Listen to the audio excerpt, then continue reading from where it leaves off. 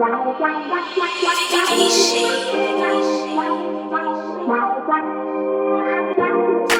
are you currently dating someone? Yes, but they live in another nation. What nation? My imagination.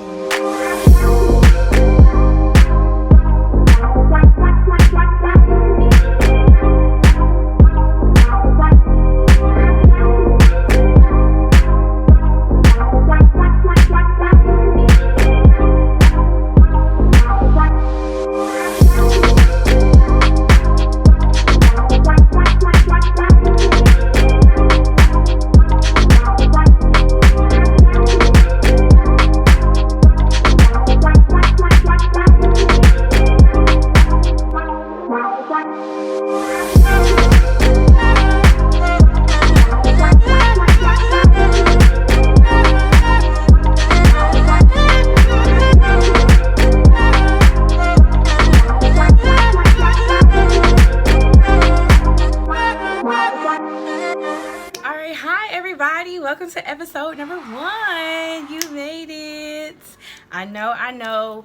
I had to re-record it. I saw the first one and I decided to go ahead and re-record episode 1 because I wanted you guys to kind of get really what I was saying. In the first video, I was really rambling, and I really pray that I don't ramble this time, but if I do, bear with me. But welcome to episode 1. So glad that you all can make it. Before I say anything, go ahead and like and subscribe to this channel. Make sure you click the bell so that you can be notified for any of the videos that I post to this series or just any other videos that I do. As you all know, I am also a freelance makeup artist as well as an influencer, and I'm progressing YouTuber. So go ahead and subscribe. Be sure to follow me on all my social media. You can find all that information in the description box below. But we're going to go ahead and move forward to episode 1. Alright, so we're going to kind of break this up. We're going to do it in 2 parts, not 2-part video, but just kind of break everything up in 2 parts. So I want to talk about first the journey, and then also where am I at now. So that's the 2 things we're going to talk about. So we're going to start with the journey. The journey started at the age of 4. As a very young child, I'm the only girl. I have 3 older brothers. We grew up with nothing but animals, especially dogs. I am a dog puppy lover for life. I like cats, but you know, I just love dogs. I love dogs. So we grew up with a lot of animals. My 3rd oldest brother, Gary, he had a really big interest in other things outside of the 4-legged realm area with the animals. He's the one who can handle the insects and the reptiles and stuff like that. He's interested in animals as well, but right now he's a music artist. You can go ahead and check him out. His information is below. But we all grew up with animals, loved animals, absolutely adored them, and that kind of is what spiked my interest with that. I've always loved taking care of things, and so when I coupled it with animals, it was a win-win situation. And then also, fun fact, at the age of 4, the reason why I decided to become the vet, first of all, is because I love animals, and then also a veterinarian was like the first big word that I learned. And from then on, you would have thought veterinarian was my middle name, because everybody and their mama knew that I was going to be a veterinarian. I was decreeing that I was going to be a vet at the age of 4. So it was already etched in stone. I already had mine made up. So yeah, moving forward, I went to middle school, elementary school. Did all I was supposed to do to, you know, get my grades together. My dad was really big on just staying focused, being in school, doing our work. He was always there with us. My mom too, they always sat down and they talked to us and they just helped us with work. So middle school, elementary was easy. You know, I flew through that. Then I went to high school, and so I just personally think I went to the best high school in the city of Detroit, which was Lewis Cass Technical High School, you know. And you know, they always say, like, it's only 2 people in this world, and I thoroughly believe that. And it's those who went to Cass and those who wish they would have went to Cass. But you know, that's another story. Cass Tech number 1, second to none. Hi everybody that went to Cass Tech, what's up y'all? But I went to Cass Tech freshman year, and freshman year it was a breeze for me. Fun fact, I'm gonna keep saying fun fact, but a little story. When I was in middle school, my best friends all went. My best friends all from middle school all went to Renaissance. And I'm like, I want to go to Renaissance too, and do you mind? Like, my brother was already at Cass. Like, Cass was already the legacy school in my family, but in my immediate family. But I'm like, no, I want to be different. I'm going to Renaissance with my friends. So I appealed. I went through the whole process and everything, and it was like, boy, if you don't get no. So I ended up going to Cass Tech. It was already in the will for me to go to Cass Tech. Like, it was already set and done for me to go there. So I ended up going there. I met some incredible people. Some of my best friend, who is still my best friend today, I met there. Hi, Cupcake. But yeah, I met her. I met a whole bunch of people. But as far as academics goes, freshman year was lit. Like, I was able to fly through that with flying colors. My grade point average, was I believe a 3.6 or 3.3, 3.36 my freshman year. Now, sophomore year all the way up to senior year, that was like a journey. You like, personally back at home, we were going through a lot of things, and so it kind of affected the way I was focusing as far as education went. But I tried my hardest to excel, and I didn't do so well. I'm not gonna hold y'all up. I did get a little bit more focused in other things besides academic school. I wasn't a wild child, but you know, you're a teenager, so you put your foot in different types of water. And y'all, all I'm gonna say to those in high school right now, don't go chasing the waterfalls. Listen to the lakes and the rivers that you used to. Stay where you are, stay focused, because all the people you're trying to be friends with, all the experiences you're gonna have, and all the stuff that you think it's fun and it's really not, it's just a facade, it's not even that worth it. Like, when you get older, especially when you go to high school and when you go to college and these people that you were friends with, they disappear, it's not really worth it. Do not waste time on trying to do temporary or experience temporary experiences. You know your groove. You know if you a square. It's nothing wrong with being a square. It's nothing wrong with being a nerd. If you're interested in doing, it's nothing wrong with being who you are. So do not allow peer pressure, especially in high school, to get you off track with the academics, because academics goes farther than the friends that you will make, the temporary friends you'll make. And that's just that on that. But that's all I'm gonna say in that area. And I mean, we all go through, we all are human. Even if you have experienced it, keep it moving, you know, acknowledge it. If you're a Christian, go ahead and repent for it. Even if you're not a Christian, repent, period. But get it together. You don't have time to play. There's no time to play. So yeah, don't play with high school. Every single stage of your life is serious, especially high school. Do not play, because you are ultimately setting the precedent for your entire life. Every single thing that your parents have instilled in you regarding your effort, regarding your time management skills, your focus, coupled with the skills that you get in high school, are very important, especially the word. But let's not skip over the fact that I'm a believer in God. So coupled with God, godly wisdom, godly confidence, the things that your parents have instilled with you, and then on top of the things that you gain from just going to school, you good. You honestly, you set the standard. So let's not forget that. Don't ever forget it, you know. Period. Don't take high school lightly. It's very important. Everything that you do, every single thing that you do is a seed. That's something my apostle always says. Everything that you do, every cause, every action, everything that you do is a seed, and you will reap exactly what you sow. And I experienced that. I didn't sow effort. I didn't sow focus. I let a lot of things distract me, and it ultimately took me off course and became a part of the many of excuses that I used to validate my insufficientness when it came to my effort. So it took a toll, and I didn't really recognize that until junior year. I met a few friends that were really headstrong, and they motivated me to get it back together. And then by the time I did, I had to pretty much clean up a whole bunch of mess. So ultimately, junior year, I got it back together. And then to senior year, ultimately, I was able to graduate with a 2.9. I was able to get it back, because it went from whoop, and it went back up. Hopefully it didn't go as up as I wanted to, but I did end up graduating with a 2.9. And then junior year, my ACT, I didn't do so well. I got a 19. And I did attempt to retake it, but at the time I didn't have the funds. My family was going through a financial crisis. So I wasn't able to retake it. So, but I was able to thankfully go to Grand Valley State University. And so from then on, I was able to keep moving forward. One thing I do want to put in, and you did see this during the sneak peek, but I will reiterate it. During my, like, right, that time frame between graduating high school and getting into college, the few days before you're supposed to go up to, you know, go to the school, go to the parties, you know, they have transitionals week. I know during certain universities, they have summer programs or summer camps that they have people come and just get familiar with campus, kind of, you know, establish friendships so they won't feel so alone.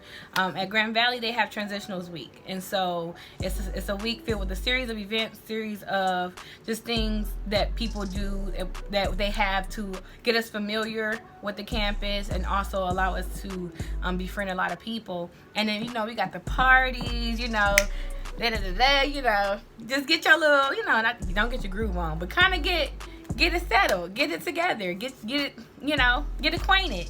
I'm gonna say that, get acquainted. Well, for me, I wasn't able to experience that because I lost my brother. He was murdered. Like, actually, the day before, he was supposed to take me up to school to experience transitional week and just get acquainted and just settled onto campus. And that was a traumatic experience. Like, I really don't know what the enemy had against me, but I experienced, like, throughout my entire lifetime, I've experienced so many things. The enemy has been literally after myself and after my family. He's been trying to take us out, literally. And so we experienced trial after trial after trial. It was just sometimes I'm like, dang, do you really, like, love us? Because we're going through a lot. Like, can you give me a break? I just need to breathe. But now that I look back on it, it was only to make us stronger. But yeah, we lost my brother, and that entire week was honestly, as I mentioned before, it was a blur. I didn't understand. I just went numb. I'm really a late bloomer when it comes to emotions. I'm not emotional, but I am.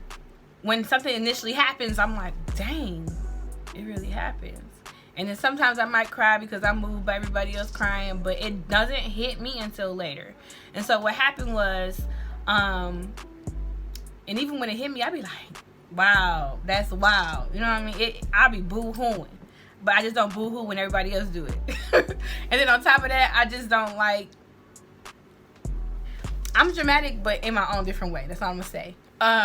But pretty much that whole week we were dealing with his death, and then that next Saturday, the following Saturday, we buried him, and then I packed up the car the following that next day, and we headed off to school. And like I said in my sneak peek, like, that's a lot of strength. Like, I didn't realize it until I started speaking and just talking about my experience, but that was a lot of strength. Like, people don't just up and keep moving forward with goals like that. Like, there's people that, if they experience the things that I've experienced, they would have been in a mental asylum. You know what I mean? And I love my family. I love my brother a lot. That was my teddy bear. I loved him, and I still do. So that could have easily took me out. But by the time it happened, I was very sad. But I still had this, just like, no matter what, headset. This mind frame, I'm sorry. And then on top of that, earlier that day of his death, we had already had that talk, and he talked to me, and it felt kind of weird because I'm like, my brother, we close, but we, like, the talk that he had, it felt real Lifetime, like Lifetime movie, real dramatic, you know. I'm like, you good, bro? But he was just talking to me like, Asia, we need you to finish school. We depending on you. We believe in you. You know, you got to do this. And pretty much, Asia, you got to pick up this cross. This is what you have to walk out in your life. And we all are supporting you and rooting on you. So you have to do it, especially for me. If you can't do it for yourself, do it for me. Do it for your fam. And I'm like, and at that time, in that very moment, I made up my mind, like, yeah, I got to do it. And even during that time, now that I think about it, it was so discouraging because, as I said before, we had hit a rough spot during that time, especially when it came to finances. And so things looked so bleak. It did not even look like it was possible. And so I was a bit discouraged. I was very discouraged. And he was the type that he knew. Like, I'm not one that's very vocal. My feelings are on my face. It's hard for me to hide it. But when it came to, like, just vocalizing it, he was always just the one who knew, like, off rip, like, something not right. And so when he did say that, it came right on time. And he was just like, you got this, Asia. Don't worry. We're going to be taken care of, this, that, and the other. He was just really encouraging me. And he just really was just like, focus. Don't let everything around you to distract you from what your purpose is. That's your purpose. It's going to happen. And at the time, we were grounded in God, but not as grounded as I was. And so I thoroughly do believe that God used him to just minister that to me and just encourage me. And honestly, I love the way God does things. And so thank you, Abba. So pretty much after that, we laid him to rest. The next day I moved out, and like I said earlier, I'm a late bloomer, so it really did not hit me until 2 weeks in. I had already got acquainted with campus. I had a cousin who went there, and then I had a friend who went there too. So I was good. I was able to learn campus. The campus, even though it's really big at Grand Valley, it was small. And so it was very easy. It wasn't like Michigan State or anything like that. It was just easy to learn. And so everybody had called me. All my brothers had called me. My mama had called me. Certain family members had called me, like my cousins, my friends. And so other than that, I'm like, yo, excuse my French, this nigga fake. Like, he's fake. Why he ain't called me? And it did not hit me until I picked the phone up, dialed this number, and started ringing. I'm ready, y'all. I'm ready. But it kept ringing. And it kept ringing. And it kept ringing. And about after that 7th ring, it registered. And I burst into tears. Started hyperventilating. I had a whole moment. And thankfully, my cousin had also went to the same college. She was there a year before me. And so I called her, and I'm like, yo, da-da-da. She came over in her PJs. She was doing a hot oil treatment, had the bag on her head. She was there. And she, helped me bring me back down. And then she also was just like, just keeping me company, but she also used that moment to encourage me. And then from then on, I used his death as something to motivate me. So when I got to those times where I was just fed up, I didn't understand. If I couldn't do it for myself, I used him. I used my family just to push me. And I love my family. If it is my family, is God. You know what I mean? It's God in my family. Got to keep it in order. But I loved them, and and they were really what kept that fire burning under me. Other than just me just wanting to set a standard. My goal has always been to set a standard. I never want to hear another excuse out of my nieces or my nephews or just anybody that God gives me the ability to mentor or just be a big sister over. I don't want to hear the excuse, because not that it's not valid, you know what I mean? You are entitled to your feelings, but if I can do it, if God can do it for me, he can do it for them. I'm not exempt. They are not exempt from receiving the same blessings, the same ability, they're not exempt. Especially on top of that, the way God is set up, he's not going to do the same thing. He's going to do even over and beyond. So if he can use me to be an example, then hey, here I am. What it do. I can do it. It's not too hard. I mean, it's not days where I didn't cry. I didn't want to give up. I didn't understand. But if God can bring me out, ain't nothing that he won't do for you. And honestly, that's the reason why I decided to do this series, is because my journey is not cookie cutter.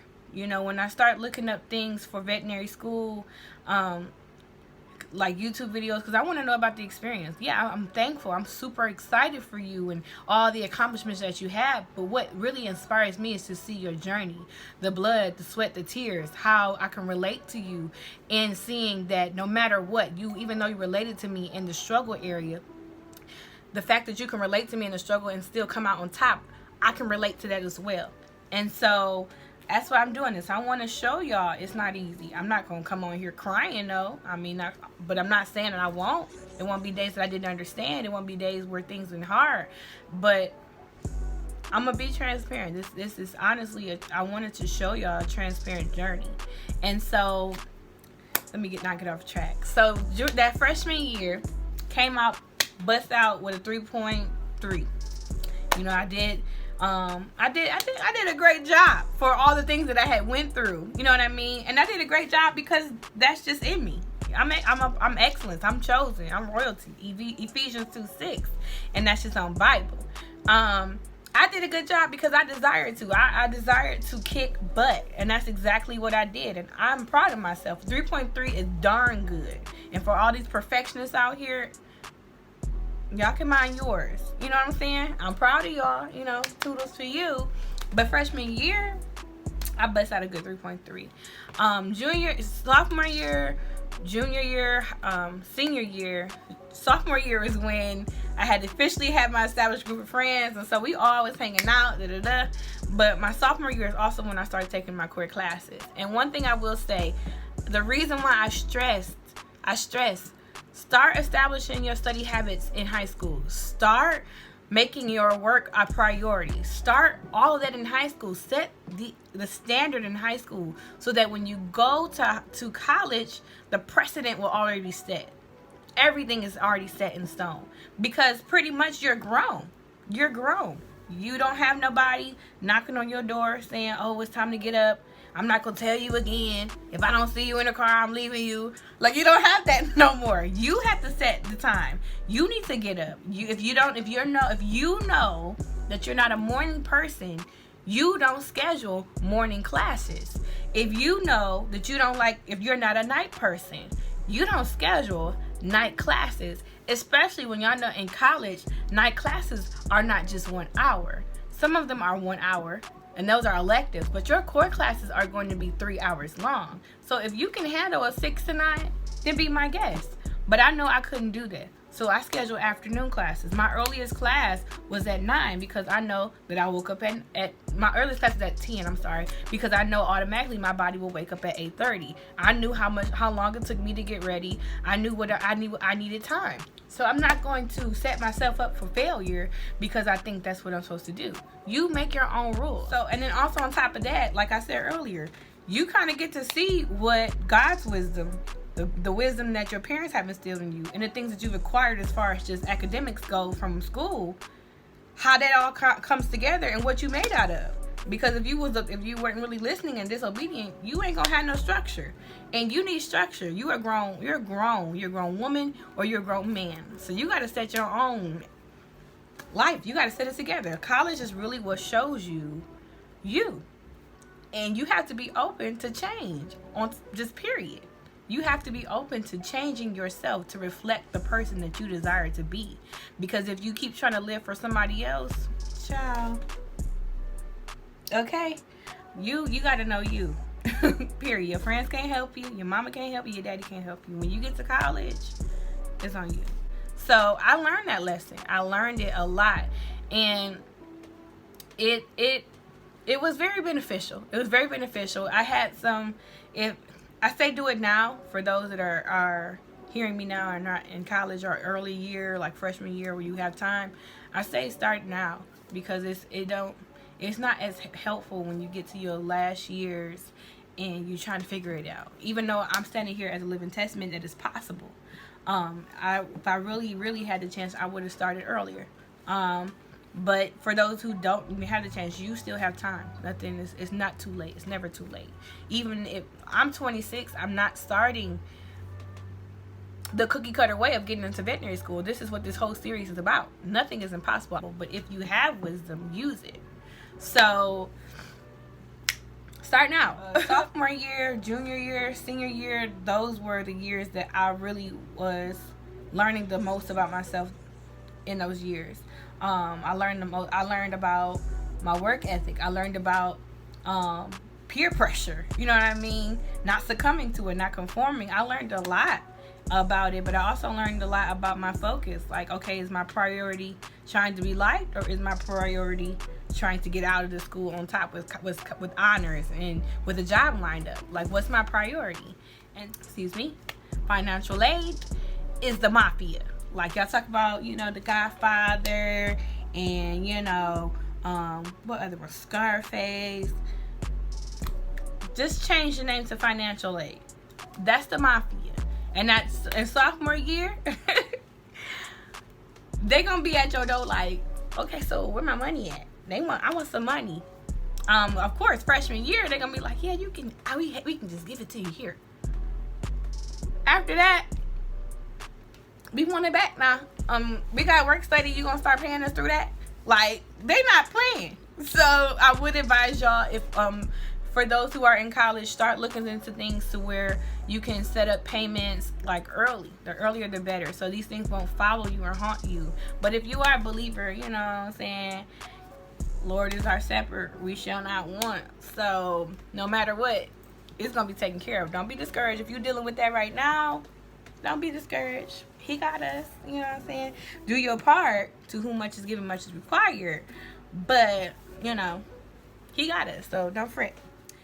Alright, you guys, that's the end of part 1. Thank you so much for tuning in. I know this is supposed to be like a whole video, but when I was editing, right, it got too good and I just didn't want to cut it out, and I want y'all to get all of this. So part 2 to explain where I am now will be posted on this Friday, September 25th at 7 p.m. So please, please, please, please be sure to like, comment, and subscribe, and then click that notification bell so that you can be notified whenever I post videos, y'all. It's gonna be good. I already know, I'm excited. It's gonna be so good. But yes, thank you so much for tuning into part 1. Be sure to comment and just let me know what you like, what touched you, what you can relate to. If there's any stories that you have that you can, you know, put in the comments, I would love to read them. I'm pretty sure those who are tuning in would love to read them. Like, let's just motivate each other, y'all. Let me know some scriptures. Let me know some things that you do that help move you forward, some activities that kept you focused. Yeah, just let me know. Like, let's just make this like a community.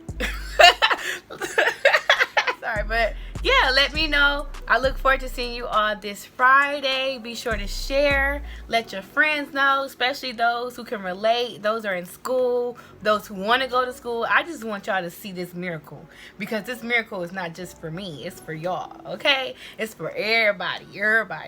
God's trying to bless everybody, you know what I'm saying? But yes, thank you so much. I love y'all, appreciate y'all so much, and I will look forward to seeing you all this Friday. All right. Oh, wait a minute, sis. Wait a minute, brother. That button at the bottom right there, I don't know what side it's on, but it look red. And it's not supposed to be red. It's supposed to be gray. So I'm gonna give you some time before I really leave to go ahead and subscribe. You got it. All right. Thank you so much. Thank you. So easy, right? Okay. But yes, have a great one. I love y'all, and stay blessed and